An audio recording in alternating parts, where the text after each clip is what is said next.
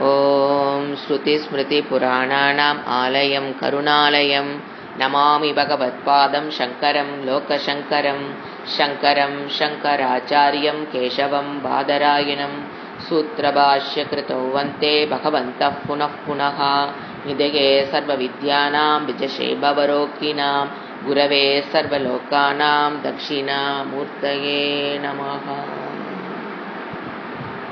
ॐ सहना भवतु सहनौ भुनक्तु सह वीर्यङ्करवावहै तेजस्विनावधीतमस्तु मा विद्विषावहै।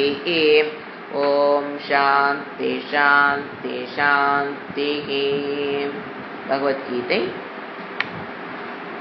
7வது அத்தியாயம் 28வது ஸ்லோகம்.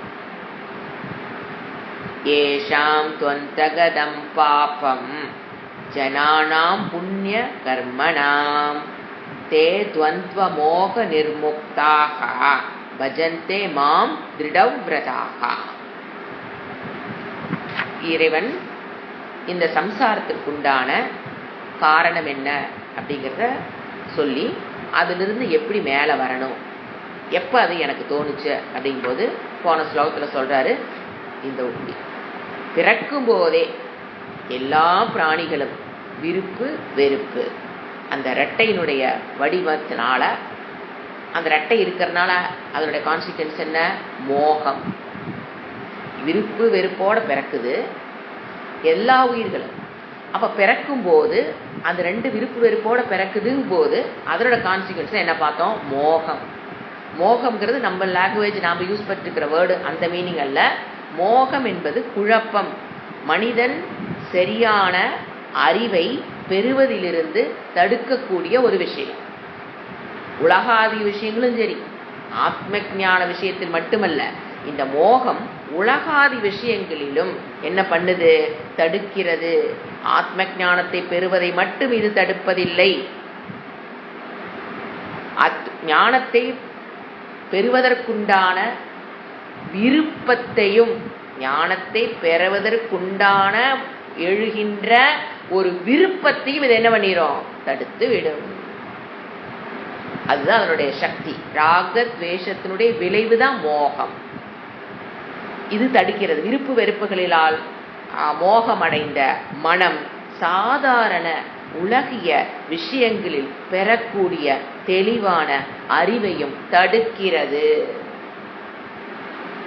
தெளிவா அறிவை பெறுவதை என்ன பண்ணுது, அது தடுக்கும். மோகம் விலக விலகனா அப்ப என்ன பண்ணணும், ராகத்வேஷம் விலக விலகத்தான் உங்களுக்கு மோகம் போகுமே தவிர, நீங்க மோகம்ங்கிற ஒரு பர்டிகுலர் வஸ்து எடுத்து வச்சு we cannot work on it. So எங்க ஒர்க் பண்ணணும், அதுக்கு இது காரியம். காரணம் என்ன, ராகத்வேஷம் தான் காரணம். இது என்னது, காரியம். காரியத்தை எடுத்து வச்சு நம்ம ஒர்க் பண்ணி மோகத்திலிருந்து விடுபட முடியாது. அப்ப என்ன பண்ணி ஆகணும், லௌகீக விஷயத்தில் ஒரு தெளிவான முடிவு, குழப்பம் இல்லாத மனநிலை, அமைதியான மனநிலை, ஆங்ஸைட்டி இல்லாத மனநிலை, ப்ரெஷர் இல்லாத மனநிலை நீங்க பெறணும்னா ராகத்வேஷிலிருந்து விடுபட்டுட்டோம்னா போதும். அதோட கான்சிக்வன்ஸ் ஆட்டோமேட்டிக்கா மோகம்ங்கிறது போயிடும். அதாவது இன்னொரு மோகத்துக்கு இன்னொரு விதமா டெஃபினிஷன் கொடுத்தோம்னா, ஒரு ஒரு பொருளுக்குன்னு ஒரு மதிப்பு இருக்கும், அதுக்கு மேல அதுக்கு இல்லாத மதிப்பை அதன் மேல் ஏற்றி வைத்து காண்பது. பணம் is necessity to it has the capacity to buy everything in this world, but அது மட்டும் நம்ம பார்க்கறது இல்ல. அது எனக்கு பாதுகாப்பை கொடுக்கும், அது எனக்கு சந்தோஷத்தை கொடுக்குங்கிற அந்த சக்தி என்ன தூக்கி வைக்கிறோம், அந்த பணத்து மேல தூக்கி வைக்கிறோம். பாத்தீங்களா, எக்ஸாம்பிள் மோகம். ஏன் அப்படி பண்றேன், மோகம். அப்ப மோகத்துக்கு என்ன பண்ணணும், ராகத்வேஷம் தான் அதுக்கு காரணம். போது நீ ராகத்வேஷம் விடுபடணும். ராகத்வேஷம் விடுபடுறதுக்கு என்ன பண்ணலாம், தலைகளை அணிக்கலாமா, இல்ல தண்ணி மேல நடக்கலாமா, இல்ல தீ எடுத்து குடிக்கலாமா, இல்ல போதி மரத்துக்கடியில் உட்கார்ந்து இருக்கலாமா, எதுவும் வேலைக்கு ஆகாது. கர்மயோகம் only choice. கர்மயோகம் either in this birth or in the previous birth. எந்த ஒரு பர்த்ல அவங்க என்ன முடிச்சிருக்கணும், கர்மயோகத்தை முடிச்சா மட்டும்தான் ராகத்வேஷிலிருந்து விடுபட முடியும். ராகத்வேஷிலிருந்து விடுபட்டா மட்டும்தான் உலக விஷயத்தையே உருப்படியா வாழ முடியும். மனம் அமைதியோடு நிறைவோடு ஒருத்த வாழணும். ஆத்ம ஞானத்தை விட்டுருங்க, மன நிறைவோடு மன அமைதியோடு ஒருத்த வாழணும்னா மோகத்திலிருந்து விடுபடணும், ராகத்வேஷத்திலிருந்து விடுபடணும். அதுக்கு கர்மயோகத்தை பண்ணியிருக்கணும். ஸோ கர்மயோகம் இஸ் சாய்ஸ்லெஸ் சாய்ஸ். நாம நினைச்சுக்கிறோம் வேணா பண்ணிக்கலாம் வேண்டாட்டின்னு, அப்படி கிடையாது. அதைத்தான் கன்ஃபார்ம் பண்றது அந்த மோகம். இப்படிப்பட்ட மக்களிடமிருந்து, ஏன்னா 99.99 இங்கதான் இருக்கிறாங்க மெஜாரிட்டி, நோ கர்மயோகம். அப்போ நோ ராகத்திலிருந்து விடுபடுறது கிடையாது, மோகத்திலிருந்து விடுபட முடியாது. அப்போ ஆட்டோமேட்டிக்காக குழப்பம், confusion, pressure, tension, anxiety, pressure, sugar etcetera consequences அப்படியே போயிட்டே இருக்கும். நிம்மதி இல்லை, கவலை, சம்சார துக்கம் கண்டினியூஸ். இப்போ என்ன சொல்றாரு அடுத்த ஸ்லோகத்துல, இப்ப நான் படிச்சு 28வது ஸ்லோகத்துல சொல்ல மாறாக, இப்ப நான் சொன்ன பாத்தீங்களா, இதுக்கு மாறாக 1.01% பீப்புள் அவங்கள மட்டும்தான் இப்ப பேசுறாரு. மாறாக புண்ணிய கர்மத்தை செஞ்சவங்க, இதுக்கு ஆப்போசிட் பீப்புள் புண்ணியத்தை நிறைய செஞ்சவங்க, தர்மத்துக்குட்பட்டான வாழ்க்கையை வாழ்ந்து பக்தி மார்க்கத்தின் மூலியமாக புண்ணியத்தை சேர்த்து வைத்தவர்கள். புண்ணியம் சேருதுன்னா அதனுடைய கான்சிக்வன்ஸ் என்ன தெரியுங்களா? பாப்பக்ஷயமாயிட்டே வரும். பாப்பத்தை, ஏன்னா பாப்பத்தை கழிக்கணும்னு நம்ம போய் பரிகாரம் பண்றோம் அப்படின்னா அங்க என்ன பண்றோம்? பரிகாரம்ங்கிறது தான ரூபமாகவோ ஒரு வழிபாடு ரூபமாகவோ தான் பரிகாரம் எழுதி தராங்க. அப்ப என்ன நடக்குதுங்க? நீங்க புண்ணியத்தை பண்ண சொல்றாங்க, அது என்ன ஆகுது? பாப்பத்தை போய் க்ஷயம் பண்ணுது. சோ புண்ணியத்தை ஜனங்கள் புண்ணியத்தை செய்திருக்கிறாங்களோ, ஆப்போசிட் நாம சொன்ன இவ்வளவு நேரம் பார்த்த அந்த மக்களிலிருந்து மாறுபட்ட இவர்கள் புண்ணியத்தை சேர்த்து வைத்தவர்கள், அதன் மூலியமாக பாப்பத்தை முடிவுக்கு கொண்டு வந்தவர்கள். என்ன பாப்பத்தை முடிவுக்கு கொண்டு வந்தவர்கள்? இந்த அறிவை பெறுவதை தடுக்கிறதாருதான். இந்த மோகத்திலிருந்து விடுபடணும், அதுக்கு நான் என்ன பண்ணணும்? ராகத்வேஷத்திலிருந்து விடுபடணும், அதுக்கு நான் என்ன பண்ணணும்? கர்மயோகம் பண்ணணுமா? அந்த பாதையில் செல்ல விடாமல் தடுப்பது எது? என்னுடைய பாப்பம்.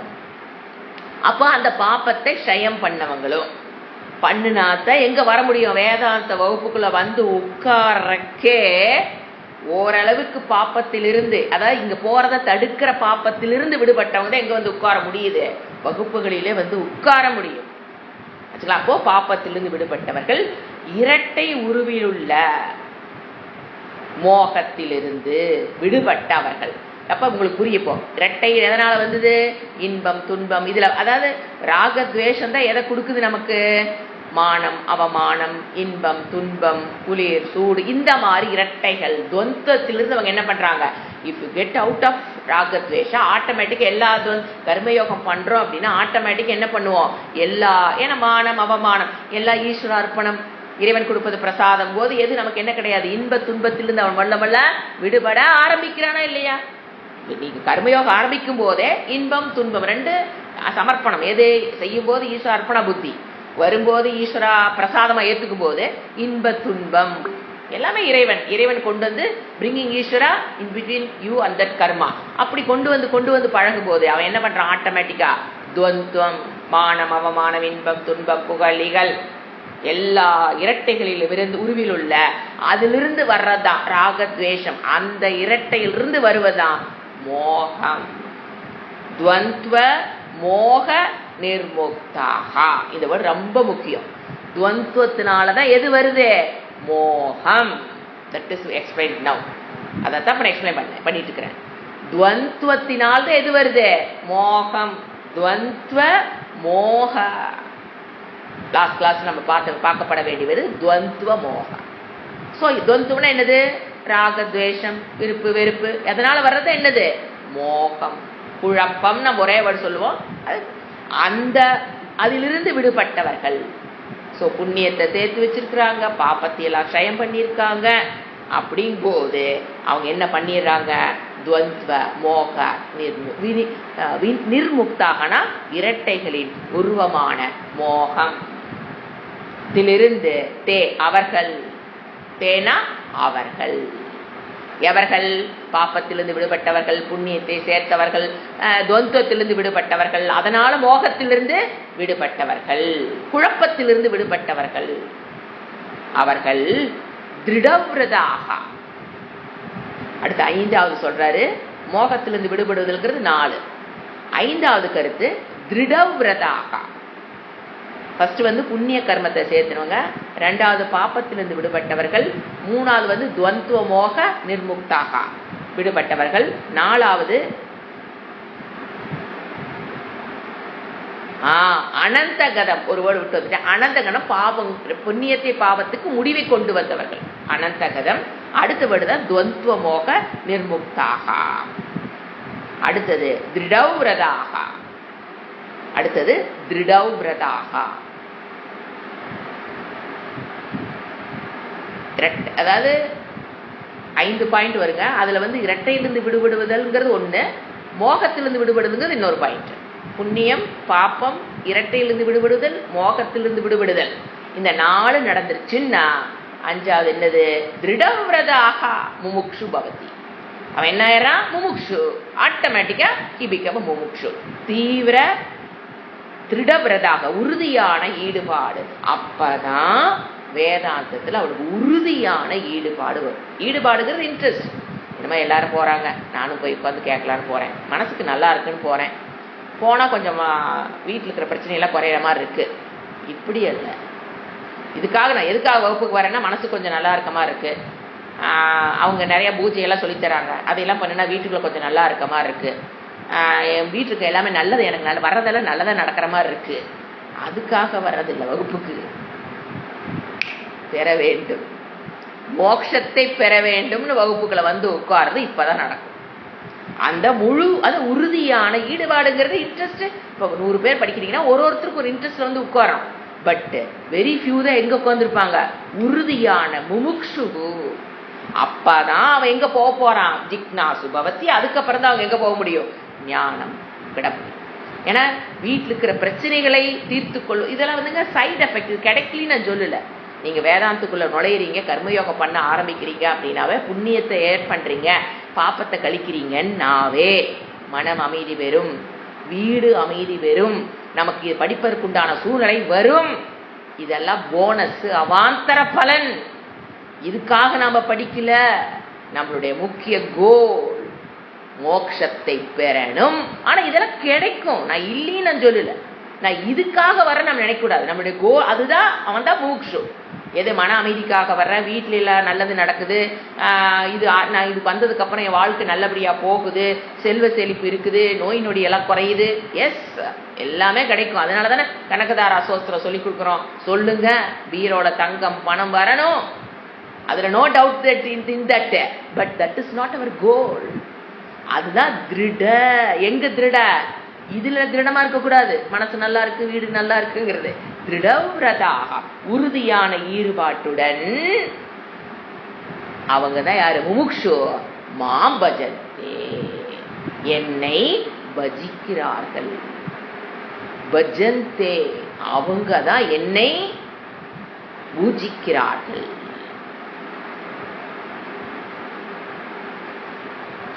இதுதான் ஒரு அருமையான ஸ்லோகம். அடுத்தது இப்போ இதோட இந்த அத்தியாயத்தை அவர் முடிச்சாரு. அடுத்த 2 ஸ்லோகங்கள் பார்த்தீங்கன்னா அடுத்த அத்தியாயத்தினோட இன்ட்ரோடக்ஷன் தான். ஜரா மரண மோக்ஷாய மாமாஸ்ரித்ய யதந்தி யே தே பிரம்ம தத்விதுகு கிருஷ்ணம் அத்தியாத்மம் கர்ம சாக்கிலம். ஆச்சுங்களா? 2ஐயும் படிச்சிடறேன், ஏன்னா 2ஐயும் சேர்த்து தான் வார்த்தைகள் வரும். 30 படிச்சிடறேன். சாதி பூதாதி தெய்வம் மாம் சாதி யக்ஞம் ச யே விதுகு பிரயாண காலேபி ச மாம் தே விது யுக்த சேத்தசகா. இப்ப இங்க பார்த்தீங்கன்னா 7 சொற்களை அறிமுகம் பண்றாரு.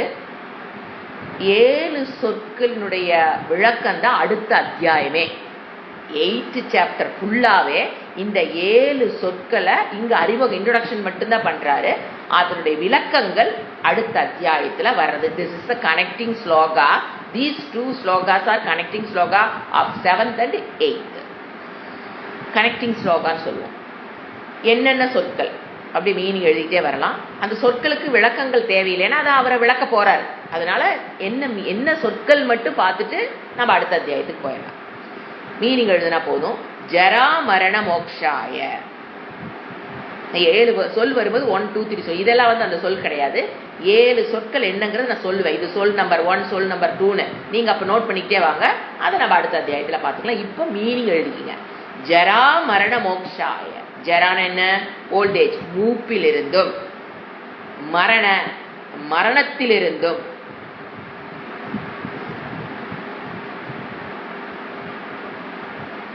விடுபடுவதற்காக. மோக்ஷாய.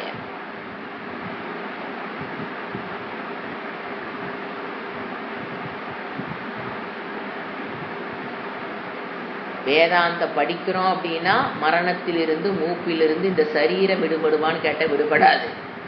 வேதாந்தத்துக்கு வந்ததுக்கு அப்புறம் தெரியும் எனக்கு ஆத்ம தத்துவதற்கு மூப்பும் கிடையாது, மரணம் கிடையாதுன்னு தெரிஞ்சுக்கிறது. ஸோ விடுபடுவதற்காக மாம் என்னை, மோட்சத்தை பெறுவதற்காக என்னை என்ன பண்றாங்க எல்லாரும்? ஆசித்ய.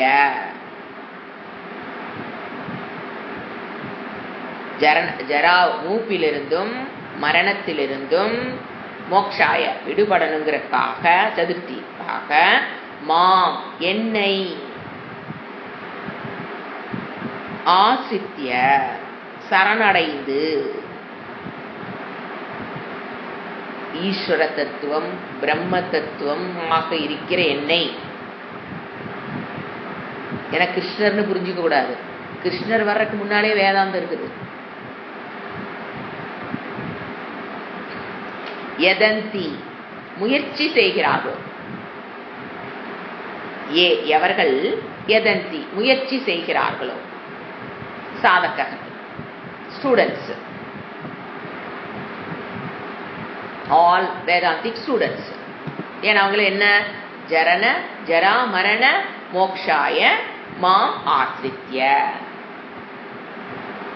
யதந்தி முயற்சி செய்யணும். Very important.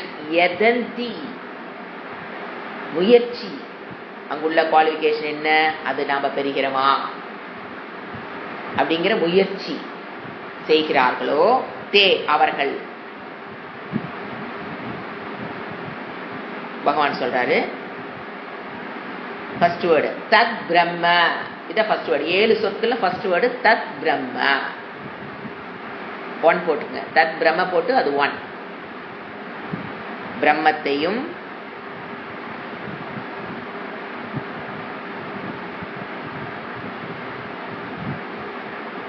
கிருஷ்ணம் அனைத்து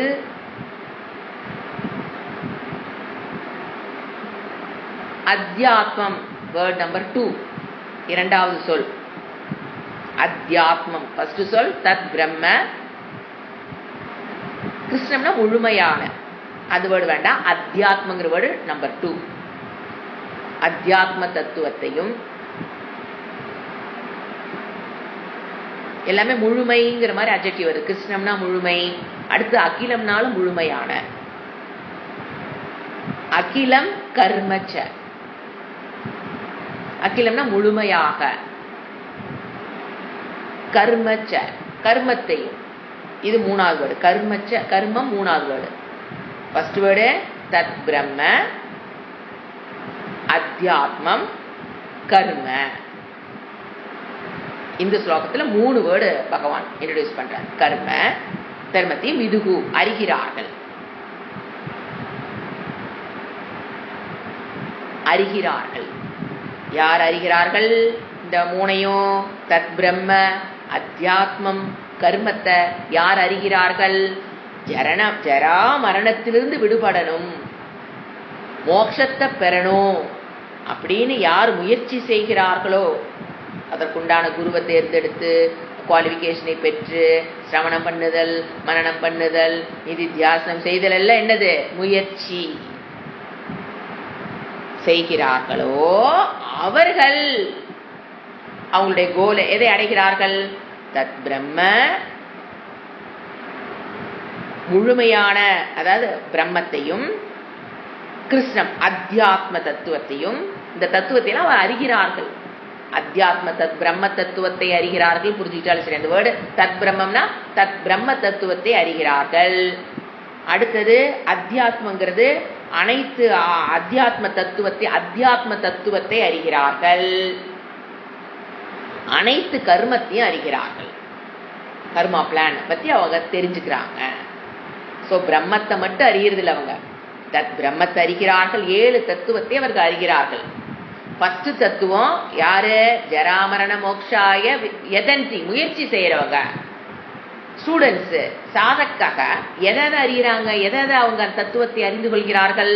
ஃபர்ஸ்ட் பிரம்ம தத்துவத்தை அறிந்து கொள்கிறார்கள். அடுத்தது அத்தியாத்ம தத்துவத்தை முழுமையாக அறிந்து கொள்கிறார்கள். அத்தியாத்ம தத்துவத்தை முழுமையாக, without any shesha, no leftover, the knowledge of அத்தியாத்மம். அடுத்து 3வது கர்ம, முழுமையாக கர்மத்தை பத்தி தெரிஞ்சுக்கிறாங்க. கர்மனா அது சஞ்சித்த கர்மம். எந்த கர்மம்ங்கிறத டோட்டல் கர்மா பிளான் ஆஃப் பகவான் எப்படி அவர் பண்ணியிருக்காருங்கிறத முழுமையாக அவர்கள் தெரிந்து கொள்கிறார்கள். இந்த ஸ்லோகத்துல இப்ப எத்தனை வேர்டு பார்த்தோம்? 3 வேர்டை அந்த 3 தத்துவத்தை எடுத்துக்கலாம். 3 தத்துவத்தை அவர்கள் ஸ்டூடெண்ட்ஸ் பக்காவா அறிந்து கொள்கிறார்கள், முழுமையாக அறிந்து கொள்கிறார். வேற போடுறாரு, ஏன்னா அகிலம்ங்கிற வேர்டு போடுறாரு. வித்தவுட் எனி சேஷா, எந்த டவுட் இல்லாம, எந்த குறையும் இல்லாமல், எதையும் விட்டு வைக்காமல் முழுமையாக கர்மத்தை அறிந்து கொள்கிறார்கள். அத்தியாத்ம தத்துவத்தை ஆத்ம தத்துவம் அர்த்தங்க. அத்தியாத்ம தத்துவத்தை முழுமையாக அறிந்து கொள்கிறார்கள். தத் பிரம்ம தத்துவத்தையும் முழுமையாக அவர்கள் அறிந்து கொள்கிறார்கள். பிரம்ம தத்துவம், ஆத்ம தத்துவம், கர்மா பத்தி முழுமையாக. யாரு? யதந்தி, முயற்சி செய்யணும். எதற்கு முயற்சி செய்யணும்? ஜரா மரணத்திலிருந்து நான் விடுபடணும் முயற்சி வரணும். மன அமைதிக்காக நான் முயற்சி பண்றேன், வகுப்புக்கு வர்றேன், குடும்பத்துக்கு நல்லதா இருக்குது, எனக்கு நல்லதா வருது, இங்க வந்ததுலேருந்து என் மனசு நல்லா இருக்கு, அதற்காக முயற்சி செய்வது இல்லை. வேதாந்தம் என்பது ஜரா மரணத்திலிருந்து நான் விடுபடணும் அப்படிங்கிற குறிக்கோளோட இருக்கணும். வகுப்புல உட்கார்ந்துருக்கும் போது அவங்க தான் எதை அறிய முடியும்? வகுப்புக்கு வரலாம், ஆனா இந்த குறிக்கோளோடு இருக்கிறவங்க தான் எதை அடைய முடியும்? பிரம்ம தத்துவத்தை முழுமையாக அறிந்து கொள்கிறார்கள். அத்தியாத்ம தத்துவத்தை, அதுக்கடுத்து கர்மத்தை பத்தி அவர்கள் முழுமையாக அறிந்து கொள்கிறார்கள். யாரு? வகுப்புக்கு வந்து உட்கார்றதுங்கிறது வாட் ஃபார்ங்கிற தெளிவோடு இருப்பவர்கள். இந்த தெளிவு இருக்கிறவங்க தான் இதை பெற முடியும். ஏன்னா தெளிவு இல்லாமல் வேற பக்கம் அது கோல் வந்து மனசு நல்லா இருக்கு, வீட்டுல இருக்கவங்க நல்லா இருக்காங்க, நான் நல்லா இருக்கேன், எனக்கு வேணுங்கிறதெல்லாம் கிடைக்குது அப்படிங்கிற வந்து உட்கார்றவங்க இந்த 3ஐயும் அடைய முடியாது. ஏன்னா அவங்க கோல் என்ன பிக்ஸ் பண்ணிட்டாங்க? மன அமைதி தான் பிக்ஸ் பண்ணியிருக்காங்க. அல்லது நல்லது நடக்கணும், கெடுதல் வரக்கூடாது, நல்லது நடக்கணும், என் பையனுக்கு அது நடக்கணும், பொண்ணுக்கு இது நடக்கணும், இந்த மாதிரி விஷயங்களை பிக்ஸ் பண்ணவங்க எதை கேட்குறீங்களோ அதுதான் இறைவன் கொடுப்பாரு. வகுப்புக்கு நீங்க வந்துட்டு இருப்பீங்க, ஆனா பலன் என்னங்கிறது நாம தான் டிசைட் பண்றோம். இறைவன் டிசைட் பண்றது இல்லை. எனக்கு இது வேணுமா அது வேணுமா ரெண்டையும் கொடுப்பாரு இறைவன். No doubt. அவரெல்லாம் எதை கேட்குறீங்களோ அதைத்தான் கொடுப்பார். ஏங்க நான் தான் சின்ன புள்ள, அரியா புள்ள, நான் வந்து மன நிம்மதியும் மன சந்தோஷத்தையும் நான் கேட்டுட்டேன், எனக்கு வந்து இந்த இதெல்லாம் நான் கேட்கலையே, வகுப்புக்கு வர்றதுங்கிறது இதுக்காக எனக்கு தெரியலையே, தெரிஞ்சது இல்லை, இனிமேல் என்ன பண்ணோம்? அப்போ ஏன் என்னால் அதை கேட்க முடியல? ஏன் நான் வந்து என்னுடைய சுகத்தையும் மன அமைதியை மட்டுமே நான் உட்கார்ந்துருக்கேன்? என்னுடைய மன அமைதி, என்னுடைய குடும்பத்துடைய வெல்விஷர், நல்லது நடக்கணுங்கிறக்காக, எந்த கெடுதலும் வந்துடக்கூடாதுங்கிறக்காக நான் ஏன் வகுப்புல வந்து உட்கார்ந்துருக்கேன் அப்படின்னா, பிகாஸ் ஆஃப் அந்த சுயநலம், அறியாமைங்கிற சுயநலம். நாம நினைச்சிட்டு இருக்கிறோம் அது வந்து கரெக்டான பிரேயர்னு. அது கரெக்டான பிரேயரே அல்ல. ஸோ என்ன சொல்றாரு? ஜரா மரணத்திலிருந்து விடுபடணும்னு எவன் வந்து கிளாஸ்ல உட்கார்ந்துருக்கானோ அவன் தான். கரெக்டா புரிஞ்சுக்க. சாதக்குன்னு எல்லாரும் வர்றது கிடையாது. ஏன்னா பாக்குறோம் இல்லையா, எல்லாரும் வந்து நம்ம வகுப்புக்கு வந்து உட்காரும்போது ஜரா மரணத்திலிருந்து நான் விடுபடணும்னு, that is the goal of the class யாரு புரிஞ்சு வந்து உட்காராங்களோ அவங்க பிரம்மத்தை முழுமையாக அறிகிறார்கள், ஆத்ம தத்துவத்தை முழுமையாக அறிகிறார்கள், கர்மத்தை பத்தி முழுமையாக அறிகிறார்கள். ஏங்க நான் வந்து அந்த சைடு இருந்தாலும் இதெல்லாம் எனக்கு புரிஞ்சுதே, பிரம்ம தத்துவம் புரிஞ்சுதே, நான் வந்து நான் கேட்கறது அதர் சைட்ல இருந்தாலும், இறைவன் சொல்ற பீப்புளா இல்லாம நான் ஆப்போசிட் சைடு இருந்தாலும் எனக்கு பிரம்ம தத்துவம் புரியுதே, ஆத்ம தத்துவம் புரியுதே, கர்மா பத்தி எனக்கு எல்லாம் புரியுதேன்னா புரியுமே தவிர நின்று நம்மளால வியாபகாரம் பண்ண முடியாது. புரிஞ்சிடும். ஏன்னா அது குருவோட எஃபர்ட் சொல்லி கொடுக்குறாங்கும் போது நீங்க புரிஞ்சுக்கிறதுங்கிறது வேற. பட் அதில் நின்று வாழ முடியாது. வெறும் இன்ஃபர்மேஷன்ஸ் தான் உள்ள போயிட்டு இருக்கும். Just information. அது ஞானமாக பரிணமிக்காது. ஞானமாக பரிணமிச்சாலும் ஞான நிஷ்டைக்குள்ள அவங்களால போக முடியாதுங்கிற தெளிவை இங்க சொல்றார். ஏன்னா எதற்காக சாதகர் முயற்சி பண்றான்? ஜரண ஜரா மரண மோக்ஷாய. அதுதான் ஒரு ஸ்டூடெண்டுடைய கோலா இருக்கணும். அவங்களுக்கு இந்த 3 சொல்லிட்டாரா? அடுத்த ஸ்லோகத்துல என்ன சொல்றாரு பாருங்க. ஏச்ச மேலும் கண்டினியூ ஆகுது. அதனாலதான் ரெண்டையும் நம்ம ஒன்னா படிச்சோம். மேலும் எவர்கள் சாதி பூதாதி தெய்வம் எந்த தத்துவத்தை அவர்கள் தெரிந்து கொள்கிறார்கள். ஜரா மரணத்திலிருந்து விடுபடுவதற்காகத்தான் நான் வகுப்புக்கு வர்றேன்னு கன்ஃபார்ம் பண்ணி உட்கார்ந்து இருக்கிறவங்க எதை தெரிஞ்சுக்கிறாங்க? 3 முடிச்சோமா? 4வது மேலும் எவர்கள்.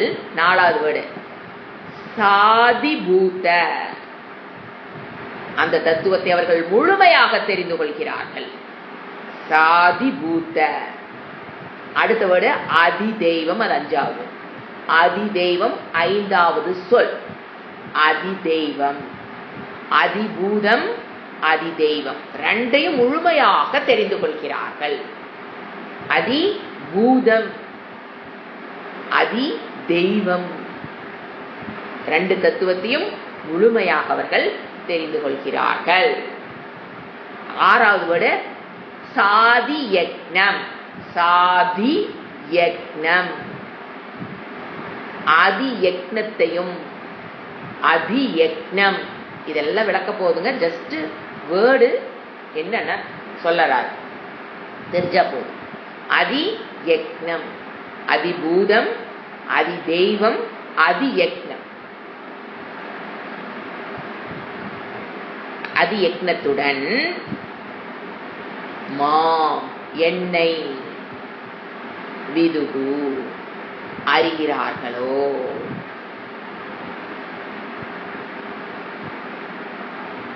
என்னை இவ்வாறு அறிகிறார்களோ. அறிகிறார்களோ தே விதுகுணா அறிகிறார்களோ. மாம் ஈஸ்வர தத்துவத்தை அறிகிறார்களோ.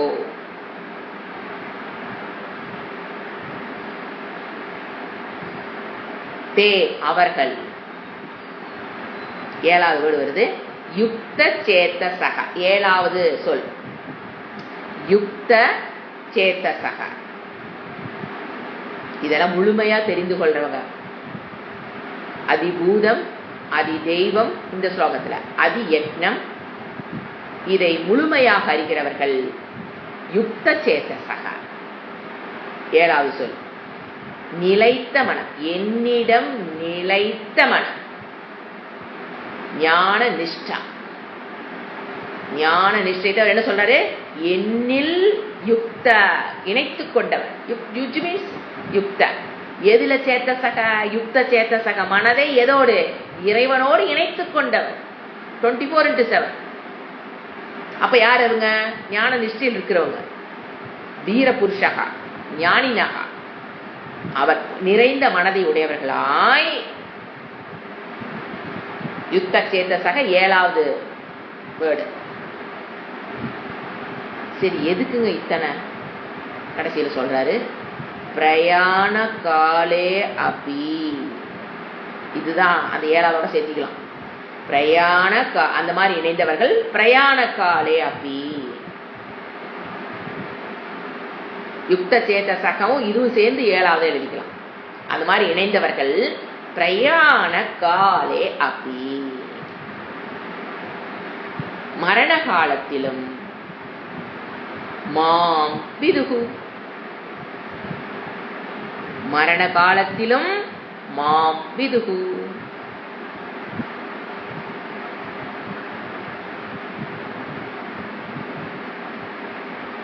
அவர்கள் என்னை அறிகிறார்கள். மரண காலத்துல சொல்லி கொடுத்தா கூட அவர்கள் அறிகிறார்கள். யாரு? அதி தெய்வம், அதிபூதம், அதி யக்ஞம் அதனால யுக்த சேத்த சகா, இறைவனோட ஒன்றிய மனம், இதெல்லாம் இருக்கிறவங்க அந்த காலை அப்பி பிரயாண காலைனா கடைசி காலத்துல இந்த தத்துவத்தை அறிந்தால் கூட அவங்க என்ன ஆயிடுறாங்க, மரண காலத்திலும் என்னை அவர்கள் அடைகிறார்கள், அறிகிறார்கள் எடுத்துக்கலாம். அடையலாம் இந்த இடத்துல மரண காலத்தில் கூட அவங்க என்ன ஆயிடலாம், அறிகிறார்கள். அப்படின்னா ஒன்று தெரிஞ்சுக்கணும், இது எப்போ இது தவறா புரிஞ்சு கொண்டது என்னன்னா, உயிர் விடும்போது அந்த காலை பிரயாண காலை, பிரயாணம்னா இந்த சரீரத்தை விட்டு அடுத்த சரீரம் தான் பிரயாணம் ஸ்டார்ட் ஆகுது இல்லைங்களா. உயிர் விடுகின்ற அந்த தருணத்தில் இறைவனுடைய நாமத்தை சொல்லுதல்,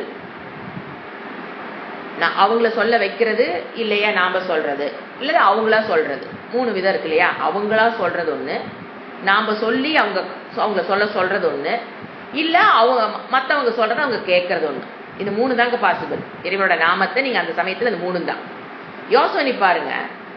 மரண காலத்தில் பெட்ரிடன் இருக்கிறவங்களுக்கு இறைவனை பற்றிய நினைப்பு எப்படி யாருக்கு வரும், அது ஒண்ணு இருக்கு இல்லையா. இறைவனே இல்லைங்கிறவங்க விடுங்க, அவங்க இறக்கும் போது இறைவன் நினைக்க போறது கிடையாது.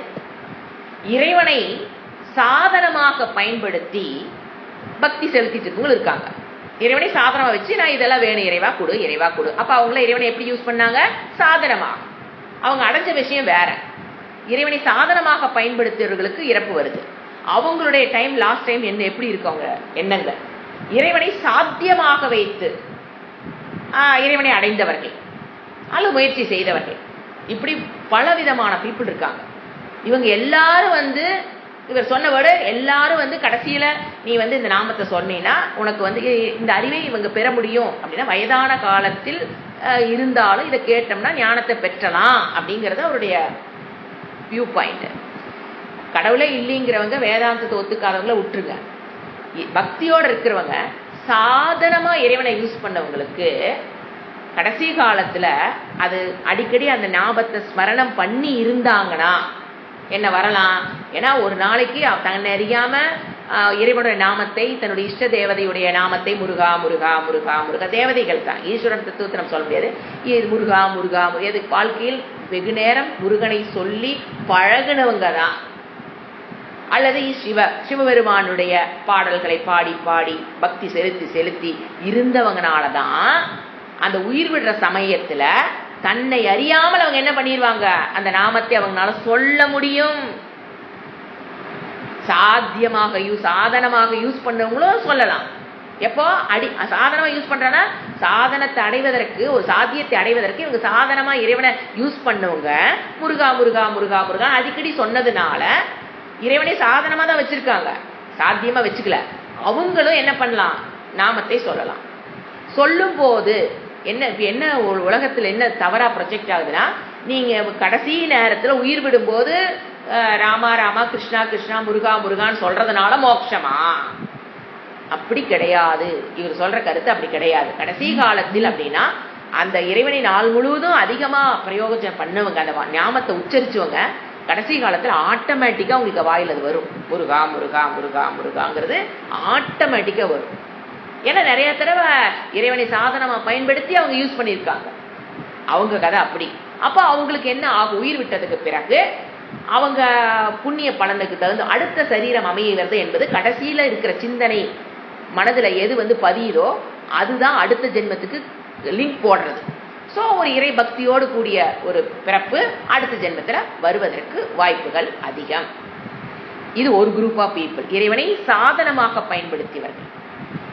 இறைவனை சாத்தியமாக வைத்து இங்கு இருப்பதனைத்தும் இறைவனை தவிர்த்து வேறல்ல அப்படிங்கிற ஞானத்தை பெற்றவர்கள் அவங்க ஜீவன் முக்தி ஆல்ரெடி வாழும் போது என்ன ஆயிடுச்சவங்க ஜீவன் முக்தி அடைந்து விட்டார்கள். வெயிட்டிங் ஃபார் விதேக முக்தி.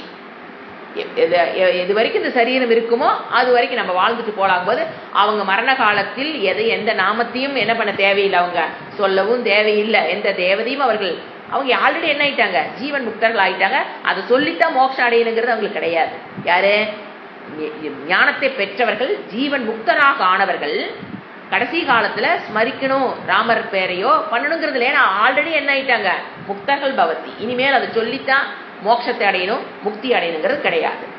ஆச்சுங்களா? இது ரெண்டு டிஃபரன்ஷியேட் பண்ணி அவர் சொல்றாரு. மரண காலத்தில் அப்படின்னா இந்த மாதிரி புரிஞ்சுக்கணும். யார் இறைநாமத்தை சின்ன வயசுலேருந்து பல வருடங்களாக சொல்கிறாங்களோ அவங்களுக்கு தான் சோபாவமாக அந்த நாமம் வரும் வாயில. அல்லது நான் அவங்க சொல்லாமல் முடியாமல் படுத்திருக்கும் போது நாம் சொல்கிறோம் அப்படின்னா அவங்களுடைய பதிவு, கடைசி பதிவு தேவதாவுடைய பதிவாக இருக்கும்போது அது அவங்களுக்கு அடுத்த ஜென்மத்துக்கு, சரீரத்துக்கு அந்த இறைவனோடு தொடர்புடைய ஒரு சரீரம் அவங்களுக்கு கிடைக்கும். இப்படி தெளிவாக புரிஞ்சுக்கணும். இவர் இங்க சொல்றது பிரயாண காலத்திலும் என்னை நிலைத்த மனதுடன் என்னை அறிக. நிலை பெற்ற மனதுடன் இருந்தா கடைசி காலத்தை சொல்லி கொடுத்தா கூட இந்த ஞானத்தை நாம் பெறலாம். இது என்னவா புரிஞ்சக்கூடாது, கடைசி காலத்துல இது கடைசி 60 வயசு 70 வயசு வரைக்கும் பிஸ்னஸ், பணம், daily daily daily turn over daily turn over daily turn over டேலியில வாழ்ந்துட்டு கடைசி 60வது வருஷம் வந்து உட்கார்ந்தா வேதாந்தம் புரியாது. குவாலிஃபிகேஷனுக்கே பல வருடங்கள் போயிடும். அதுக்குள்ள என்ன ஆயிரும், முடிஞ்சு. ஸோ ஏன்னா ராகத்வேஷம்ல டு த கோர் அதிகமாக இருக்கும். ஸோ ராகத்வேஷன்லேருந்து விடுபடணும். புண்ணிய கர்மங்கள் இருந்தா ராகத்வேஷன்லேருந்து விடுபட முடியும். கர்மயோகம் பண்ணணும். 60 வயசுக்கு வந்தீங்கனால என்ன பண்ணி ஆகணும், கர்மயோகத்தை பண்ணணும். ராகத்வேஷன்லேருந்து விடுபடணும். அதன் மூலியமா தான் மோகத்திலிருந்து விடுபட முடியும். அப்பதான் நீங்க நிச்சயாத்மிகா புத்தி வரப்போகுது. அப்பதான் உங்களுக்கு சிரவணம்ங்கிறது உள்ள போக போகுது.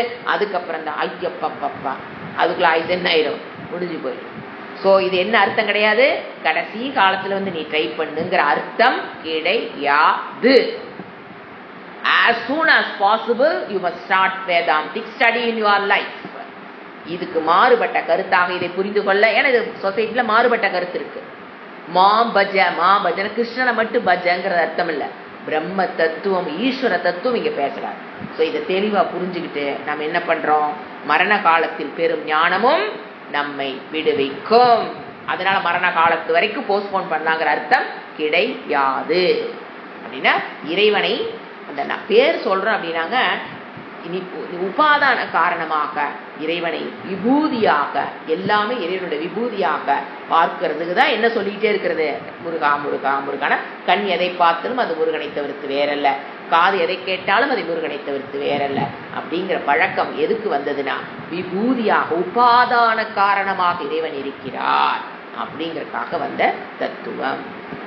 இதோட நம்ம ஓம் தத்சது இது ஸ்ரீமத் பகவத்கீதாசு உபனிஷஸ்து பிரம்ம வித்யாயாம் யோகசாஸ்திரே ஸ்ரீ கிருஷ்ணார்ஜுன சம்வாதே ஞான விஞ்ஞான யோகோ நாம சப்தமோத்யாயக.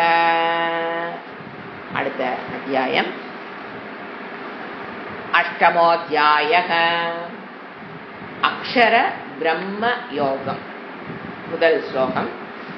இப்ப இவர் சொன்னாரா, இந்த வார்த்தைகளை அர்ஜுனன் அப்படியே 3-4 ஸ்லோகங்கள் எப்படி போகும், அதுக்கெல்லாம் என்ன அர்த்தம்னு அவர் கேட்பார். ஏன்னா இவர் வாட்டுக்கு 7 வார்த்தையை இறைவன் யூஸ் பண்ணிட்டாரு. அவர் கேட்பார், பிரம்மம்னா என்ன, அத்தியாத்மம்னா என்ன. இப்ப நம்ம படிச்சு பாத்தீங்களா, 7 அப்படியே மனப்பாடமா இருக்கணும். பிரம்ம தத் பிரம்மம், பிரம்மம்னா என்ன, தத் பிரம்ம கிம், அந்த மாதிரிதான் ஒரு அடுத்த ஸ்லோகங்கள் எல்லாமே. அது பிரம்மம் சொன்னீங்கன்னா என்ன, அத்தியாத்மம் சொன்னீங்களா என்ன, கர்மம்னா என்ன, பூதம்னா என்ன, தெய்வம்னா என்ன, இந்த மாதிரி அந்த 7 சொற்களையும் அவர் என்ன பண்ணுவார், திருப்பி ஒன்னொன்னா போட்டு எனக்கு சொல்லி கொடுங்க அப்படிங்கறதா ஸ்லோகம். ஃபர்ஸ்ட் ஸ்லோகம் அர்ஜுன உவாச்ச கிம் தத் பிரம்ம. ஃபர்ஸ்ட் கிம் அத்தியாத்மம், கிம் அத்தியாத்மம், கிம் கர்ம புருஷோத்தம. புருஷோத்தமா நீங்க பாட்டு சொல்லிட்டு போயிட்டு இருக்கீங்க. கிம் தத் பிரம்ம, கிம் கிம்னா என்னன்னு அர்த்தம், கிம் அத்தியாத்மா அப்படின்னா என்ன, கிம் கர்ம, கர்மம்னா நீங்க சொல்ற என்ன சொல்றீங்க, கர்ம. அடுத்து அதிபூதம் ச கிம், அதிபூதம்னா என்ன, கிம் புரோக்தம், புரோக்தம் எனக்கு சொல்லுங்க, புரோக்தம்னா சொல்லுங்க. எதை அதி தெய்வம் சொன்னீங்க, கிமுச்சியத்தே. இதுல வந்து 5 வார்த்தை இவர் கேள்வியா கேட்கிறார், எனக்கு சொல்லுங்க அப்படிங்கிற ரெக்வஸ்ட் பண்றதுதான் இந்த ஸ்லோகம். கிம் தத் பிரம்ம கிம் அத்தியாத்மம் கிம் கர்ம புருஷோத்தம அதிபூதம் ச கிம் புரோக்தம் அதி தெய்வம் கிம் உச்சியத்தே. 5 கேட்கிறாரு. அடுத்த ஸ்லோகத்துல அடுத்த 2 வந்துடும். இப்ப நாம் இந்த 8வது அத்தியாயம் போறதுனால ஒரு டீடைல்டு இன்ட்ரோடக்ஷன் தேவைப்படுது. இது தனித்தனியா அதுக்கு மீனிங் போறதுக்கு முன்னால இந்த அத்தியாயம் எதை பத்தி பேசுது, உபாசனா, உபாசனையோட பலன், இதுதான் பிரதானம். இதுல வந்துங்க 1-2 வேற ஸ்லோகங்களும் வரலாம். என்னங்க நீங்க உபாசனை சொன்னீங்க, இங்க வந்து பிரம்ம தத்துவத்தை பத்தி கேள்வி ஃபர்ஸ்ட் என்னது பிரம்ம தான். சோ இங்க மெயின் இது வந்து உபாசனா. உபாசனுடைய பலன் அதிகமாக பேசப்படுகிறது. வாடிமை உபாசனா டெஃபினிஷன் கேட்டோன்னா வாயில வரணும். மானச வியாபாரம். மானச வியாபாரம் மனதால் செய்யக்கூடிய ஒரு செயல். உபாசனை என்பது மானச வியாபாரக.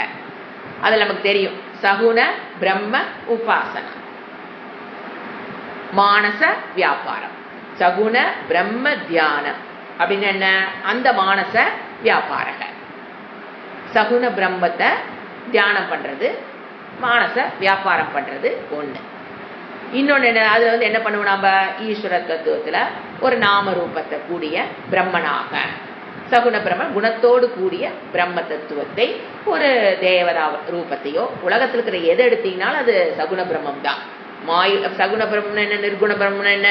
மாயுடன் கூடிய பிரம்மம் சகுன பிரம்மம், மாயை ரஹித பிரம்மம் நிர்குண பிரம்மம். அந்த சகுன பிரம்மத்தை எடுத்து வச்சு, இது உலகமாக மாயி இருக்கிறாங்களா, அதுல எதை எடுத்து வச்சு தியானம் பண்றது, மானசமா வியாபாரம், மானச தியானம். ஈஸ்வரனை நாம ரூபத்துடன் கூடிய பிரம்மனை உபாசனை. இதுக்கு பேரு தேய பிரம்மன்னு இருக்கு. இதுக்கு பேர் என்ன? சகுன பிரம்மத்தை மெடிடேஷன் பண்ணுனா அந்த அதுக்கு பேர் என்னது? தேய பிரம்மனே பேர் இருக்கு. ஈஸ்வரனுக்கு இன்னொரு பேரு தேய பிரம்ம. அங்க வந்து என்ன கிடையாது? ஞானம்ங்கிறது கிடையாது. ஒன்லி தேயம். தேயம்னா தியான. தியானம் தான் அங்க என்ன இருக்கு? தேய பிரம்ம. இது ஒண்ணு. இது மாயா சகித சகுன பிரம்ம மானச வியாபார. மாயா சகித மாயுடன் கூடிய சகுன பிரம்ம அத தியான அப்படின்னு என்ன? மானச வியாபாரக. இந்த வேர்டு எல்லாம் இறைவனோட வேர்டு. அதனால திருப்பி திருப்பி மனசுல பதிய வச்சுக்கணும். ஐயோ என்னமோ சான்ஸ்கிரிட்ல கச்சாமுச்சான்னு சொல்றீங்களே, அது என்னோட வார்த்தை இல்லைங்க, இறைவனோட வார்த்தை. அது இறைவனோட வார்த்தை, இறைவனோட வார்த்தையா பதிய வைக்கிறது தான் முறை. தமிழ்ல அர்த்தம் சொல்லியாச்சு. என்னது? சகுன பிரம்மனா உங்களுக்கு பல நாள் தெரியும், தியானம்னா தெரியும். சாந்தோக்கிய உபநிஷத் படிச்சுட்டு எனக்கு சகுன பிரம்மம் தியானம்னு என்ன உங்களுக்கு சொல்லிக் கொடுக்க தேவையில்லை. அதனால நான் அப்படி லைட்டா சொல்லிட்டு போறேன். அடுத்தது மாயா ரஹித பிரம்ம. மாயா ரஹித பிரம்மனா நிர்குண பிரம்ம. நிர்குண பிரம்மத்தை தியானம் சொல்ல மாட்டோம், நிதித்தியாசனம். நிர்குண பிரம்மத்தை என்னதான் பண்ண முடியும்? நிதித்தியாசனம் தான் பண்ண முடியுமே தவிர தியானம் பண்ண முடியாது. நிதித்தியாசனம், அந்த தியானத்துக்கு பேரு நிதித்தியாசனம். அந்த பிரம்மத்துக்கு பேரு நேய பிரம்ம. ரெண்டுக்கு நல்லா புரிஞ்சுக்கணும். ஒண்ணு தேய பிரம்ம, இது நேய பிரம்ம. மாயா சகித பிரம்ம என்னதான் பண்ண முடியும்? தேயம், மெடிடேஷன் தான் பண்ண முடியும். அங்க ஞானம் எல்லாம் நாட் பாசிபிள். நிர்குண பிரம்ம, மாயா ரஹித பிரம்ம, அத நிதித்தியாசனம் பண்றதுனால அங்க பிரம்மனை என்ன பண்ண முடியும்? அறிய முடியும். நேய பிரம்ம. ரெண்டையும் புரிஞ்சுக்கணும். உபாசனை மூலியமாக முக்தி, முக்தி மோக்ஷம் it's not at all possible. அததான் இங்க விளக்கி சொல்றாரு இந்த அத்தியாயத்துல. சோ ஒண்ணு வந்து தேய பிரம்ம. எதுக்குங்க தியானம் பண்றோம், தியானம் பண்றோம்? சகுன பிரம்மத்தை எதுக்கு நான் மெடிடேஷன் பண்ணோம்? ஏகாக்கிரத சித்தம், புண்ணியம். It will help you to get into இந்த நிதித்தியாசனத்துக்கு வர்றதுக்கு. அந்த உபாசனை நிறைய பண்ணவங்க ஈஸியா நிதித்தியாசனத்தை முடிச்சிடலாம். உபாசனை இல்லாதவங்களுக்கு பயப்பட வேண்டாம், நிதித்தியாசனம் கொஞ்சம் டைம் ஆகும், அவ்வளவுதான். ஸோ உபாசனை கம்பல்சரின்னு சொல்லல, உபாசனை பண்ணியிருந்தா அவங்க ஈஸி டு கேட்ச். உபாசனைன்னு எது? ஈஸ்வரனை வச்சு பண்ற மெடிடேஷன். ஈஸ்வரனை ஒதுக்கிட்டு ப்ளூ லைட்டு கிரீன் லைட்டு அதுக்கு பேர்ல உபாசனை இல்லைங்க. ஒரு ஒரு வேர்டுக்கு அப்படி பக்காவா புரிஞ்சுக்கணும். உபாசனை பண்றேன்னு சொல்லிட்டு கிரீன் லைட்டு ப்ளூ லைட்டு வச்சு நான் பண்ணிட்டு இருக்கிறேன். ஈஸ்வரனை தியான விஷயமாக வைத்து பண்ற மெடிடேஷனுக்கு தான் உபாசனைனே வேறு. ஈஸ்வரனை ஒதுக்கிட்டு நீங்க இங்க உலகத்தில் இருக்கிற எந்த விஷயத்தை எடுத்து வச்சு பண்ணாலுமே அது ஈஸ்வரனை தவிர்த்து வேற இல்லைனாலுமே ஈஸ்வரனுங்கிற அர்த்தம் புரியாம நாம ஒரு ஒரு ஜடப்பொருளாக எடுத்து வச்சு அதை பார்க்கும்போது அந்த மெடிடேஷன் பண்றதுக்கு பேர் உபாசனை அல்ல. மெயின் உபாசனை என்பது இறைவன் நமக்கு கொடுத்த தியான மெத்தட். மனிதர்கள் கண்டுபிடிக்கிறது பேரு உபாசனை அல்ல. இறைவன் எப்படி மெடிடேஷன் பண்ணணும்னு சொல்லியிருக்காருங்களாங்க. எத்தனைங்க சொல்லியிருக்காரு? 1 2 சாந்தோக்கியம் படிச்சுட்டு இதெல்லாம் நம்ம கேட்கவே கூடாது. எத்தனா உபாசனா அப்பப்பா. அதை பண்ணா அதுக்கு பேர் உபாசனைன்னு பேர். சரிங்களா? மனிதனுடைய தனி மனிதனுடைய மூளையில் இப்படி பண்ணுனா அது அவருக்கு ஒர்க் அவுட் ஆயிருக்கு இல்லைன்னு நான் சொல்லல. பட் அது எல்லாத்துக்கும் அது ஒர்க் அவுட் ஆகாது. ஆனா இறைவன் சொன்னது எல்லாத்துக்கும் ஒர்க் அவுட் ஆகும்.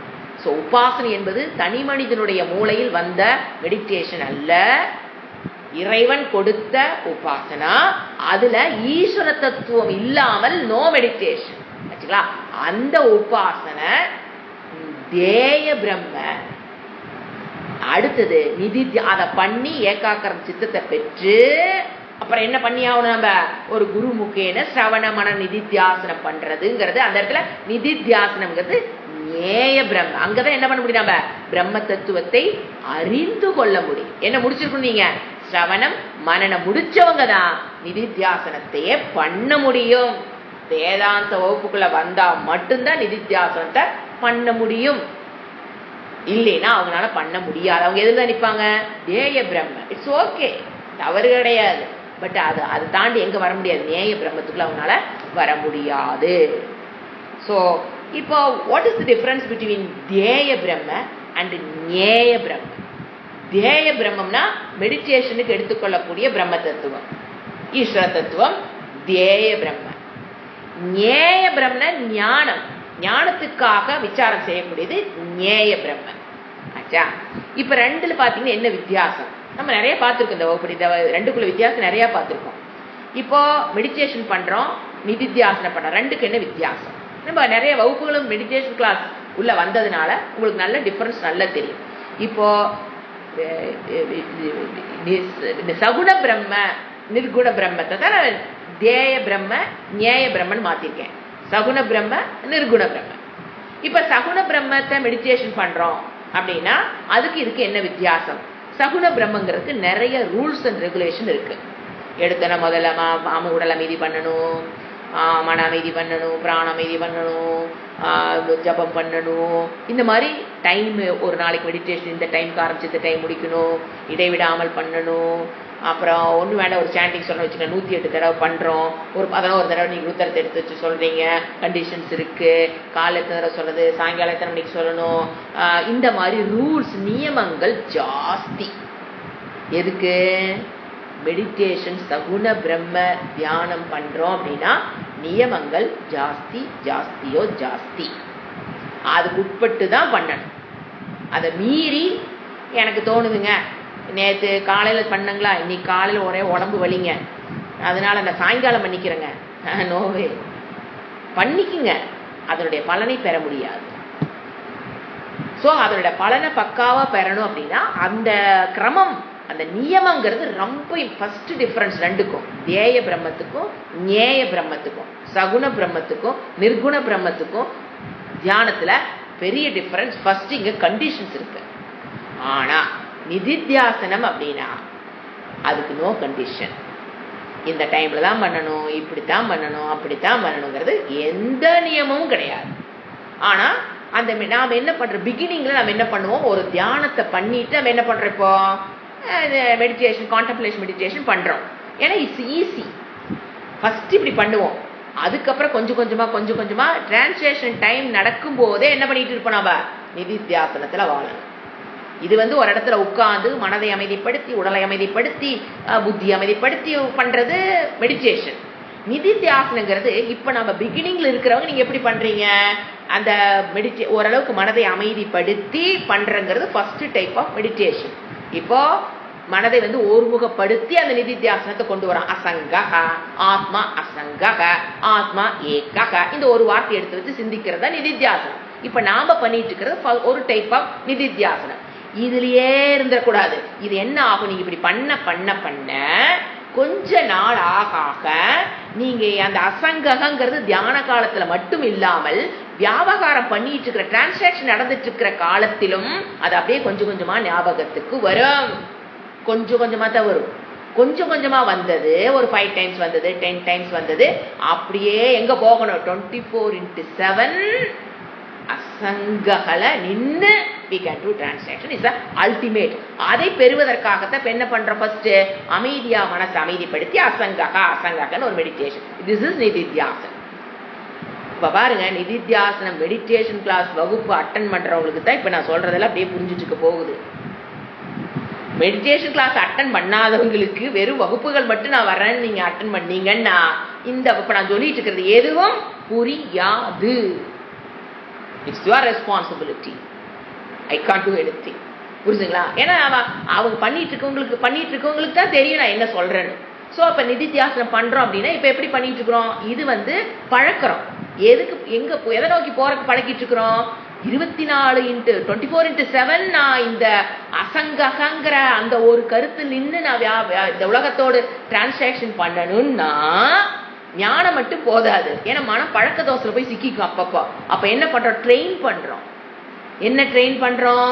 கொஞ்ச நேரத்துக்கு, கொஞ்சம் 5 நிமிஷத்துக்கு 10 நிமிஷத்துக்கு மட்டும் இதை பத்தி திங்க் பண்ணி பண்ண என்ன ஆகுது? இதோட கான்சிக்வன்ஸ் பாத்தீங்கன்னா அப்படியே வாழ்க்கையில ஒரு தூங்குற நேரம் போற வச்சிருக்கிற ஒரு 12 மணி நேரம் டிரான்சாக்ஷன் பண்றீங்கன்னா அதுல அப்பப்போ 1 தடவை 2 தடவை ஞாபகத்துக்கு வரும். அப்ப கொஞ்ச நாள் ஆக ஒரு 4 தடவை 5 தடவை ஞாபகத்துக்கு வரும்.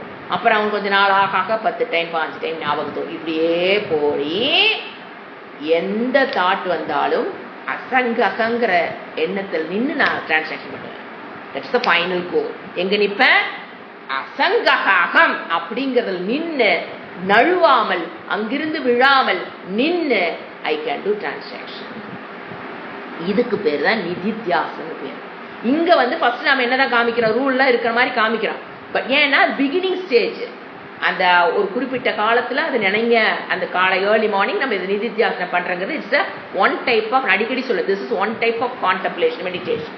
இது இப்படியே பண்ணிக்கிட்டே இருக்கிறோம் அப்படின்னா நீங்க முயற்சி பண்ண வேண்டாம், தானா வரணும். என்னது சில பேர் சொல்றது, ஏங்க இன்னைக்கு 2 தடவை கர்மயோகம் ஞாபகம் வந்ததுங்க, 3 தடவை வரலீங்க. ஐயா, அது சுபாவம் வர்ற வரைக்கும் நீ ட்ரை பண்ணணும்னு அர்த்தம். இதை பற்றி அறிவு, கர்மயோகத்தை பற்றி அறிவு பெற்ற உடனே நம்மளால கர்மயோகத்தில் நின்று பண்ண முடியுதா என்ன? அதே அப்படிங்கும்போது அசங்கக அகங்கிற நிலையில காதுல கேட்டோன்னு என்ன பண்ண முடியாது? நின்று பழக முடியாது. அதனாலதான் என்ன பண்றது? கைடன்ஸ். என்ன கைடன்ஸ்? நிதித்தியாசனம் இப்படி பண்ணுங்க, டெய்லி பண்ணணும். ஒரு குறிப்பிட்ட காலத்துல நிதித்தியாசனம் ரெகுலரா பண்ண நிதித்தியாசனம் பாத்தீங்கன்னா 2 இருக்கும். ஒண்ணு அனாத்மா, நான் இல்லைன்னு வேற பண்ணணும், நான் யாருன்னு பண்ணணும், நான் யார் இல்லைன்னு பண்ணணும். அப்பதான் மைண்ட் என்ன ஆயிட்டே வரும். இதுக்கு பேர் என்னது?